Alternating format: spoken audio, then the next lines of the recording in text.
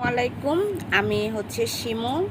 আমার আরও একটা নাম আছে, ওইটা এখন বলবো না। আজকের এই ভিডিওটা আমি আপলোড করবো আমার নতুন ইউটিউব চ্যানেল গরিবের ছোট্ট সংসারে।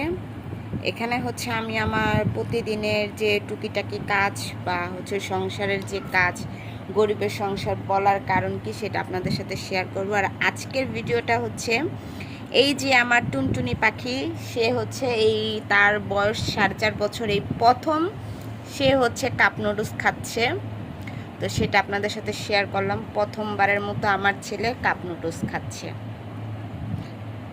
বাবা সবাইকে হাই বলো। হাই।